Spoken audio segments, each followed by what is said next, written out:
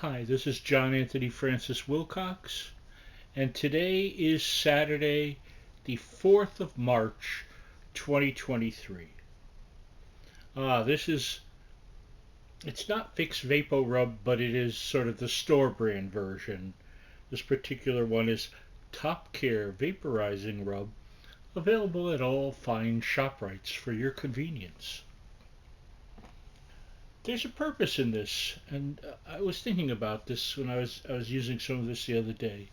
So, as most of you know, back in 2021, I was in the hospital, almost died, and I was in the hospital from September through October, and then in rehab to have to relearn to walk from October to November. But while I was in the hospital, I was always, poked and prodded and lotioned and people wiping your butt and changing your bedpan and sticking needles in you and all sorts of stuff. Had very little sleep. You rarely sleep in a hospital because someone always, it's time to come and do your hourly blah blah blah, Mr. Wilcox. And that's how it goes. And no, they don't call everyone in the hospital Mr. Wilcox, at least not that I'm aware of. But one night, it was particularly late. It had to be around 3 in the morning. Um, One of the night nurses came in to do my vitals, check whatever it is that they check. And it was this young black girl, very nice. And we talked as I like to talk with the people. Well, I love to talk to people, the big old blabbermouth. But and she was very young, early 20s, as I recall her saying. And I asked her what her plans were, and she said she didn't know, but she thought that she would pursue nursing.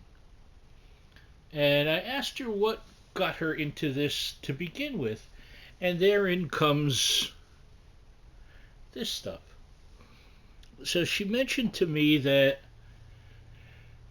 she used to every night or every day put Vicks on. It was either her grandmother or great grandmother, but I think she said her grandmother. And and she used to enjoy doing that and enjoy helping her grandmother, which was very sweet. And ever since then, whenever I use something, I think of this young nurse, and I hope she's doing well. I don't recall her name because I saw so many people, and for a lot of the time that I was in the hospital, I was sort of out of it. I had very bad COVID and a lot of bad breathing and stuff, and so my specific recollections of people and some events are kind of hazy. I don't remember the names of anyone other than two of the doctors because they had unusual names. There was a Dr. Baby and a Dr. Briand, like Chateaubriand. And he was, by the way, like the best doctor there and a real advocate for me. In fact, he was so disgusted with how they were treating me. He said, Mr. Wilcox, I want to get you out of here as soon as I possibly can.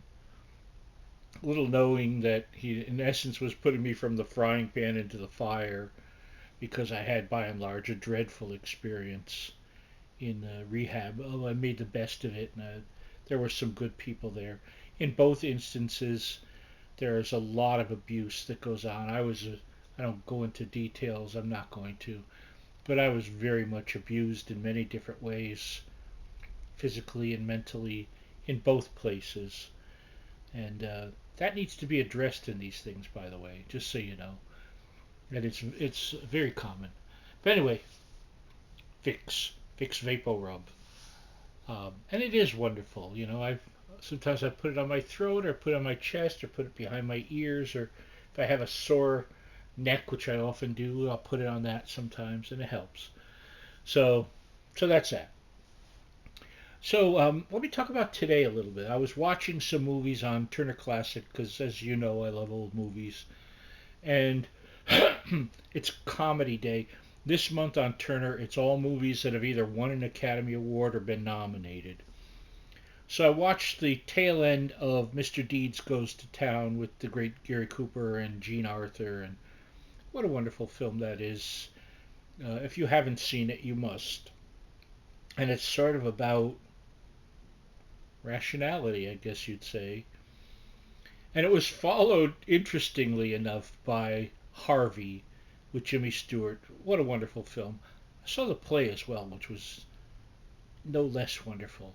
But there's a great line in there where um, Elwood P. Dowd, Jimmy Stewart's character, is talking to Dr. Chumley, played by the wonderful Cecil Kellaway. And he says that his mother said that in life you need to either be smart or pleasant. And he said, I tried smart for 32 years and I highly recommend pleasant. And that made me smile, and I thought, that's how I sort of try and live my life. Uh, I used to be a very smart kid, in fact, I corrected a math textbook back in the seventh grade, quadratics, I believe. But it was wrong and I was right. And you learn that it means exactly nothing. And and yes, it's fine, if you're smart. I think I'm a reasonably smart person, but I'm smart enough to know the wisdom of what he said, that it is much more important to be pleasant. Now, I've also ascribed to the Frank Zappa line, there's a big difference between kneeling down and bending over. So, yeah, that too. You be pleasant, but you don't be a doormat to anyone. That's a line that no one's allowed to cross, really. How I deal with that, I used to get very angry over such things, but I don't anymore. I just say, this is a person saying, I no longer care to be in your life, John, because I cannot treat you civilly. I must treat you lousy. Sorry, that was a horribly constructed sentence. Forgive me. But it's true. You don't have time. First off, you don't have time to waste on absorbing and focusing and answering negativity. It reaps you nothing. It's a bad path. It's a destructive path.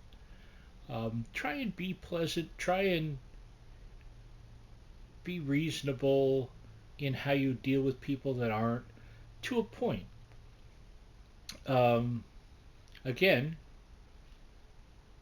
don't don't take it, but don't let other people cloud the possibility to be happy. I learn, I'll tell you, as I've been going through the complexities of my various disabilities, I learn the importance of finding those moments of a peace of mind, of happiness, of pleasant contemplation. Um, it means more than achieve, achieve, achieve, achieve, achieve at any cost, at any cost. I must be right. I must always be right. I need to fight for everything that is right. Um, Good. How miserable do you want to be? How many ulcers do you want to have? And again, I'm not saying, there are many issues I have with things in the world. So I try and deal with them in a, how can I say, a direct and calm way. Uh, Strongly, but positively. One of the things I notice in our big conversations in the world today is, here's what's wrong. I hate that it's wrong. Here's what's wrong. Here's what's unfair. You need to change this. And very few say, with what? What's your positive answer? How are you making things better? I was saying to someone recently, one of our big priorities needs to be cleaning up our air, cleaning up our water, cleaning up our land. They're essential, not just for us, but for those that will come after us and for all that is around us. And there are people that their attitude is, my focus is on, I need money and an illusion of power, and I don't care beyond my lifetime. If what happens is going to poison the earth in 40 years, I'll be gone. It's your problem. It's someone else's problem. No, it's our problem now, and we must find positive solutions. I was watching a thing of this fishing village in Japan where they had a lot of pollution, and they were growing what they called eel grass because the eel grass cleaned up the water in that area and absorbed but didn't reflect back out a lot of toxins, and it helped bring their aquatic infrastructure back to life. So it can be done. And the person I was really admiring the positivity of the person talking. It was wonderful.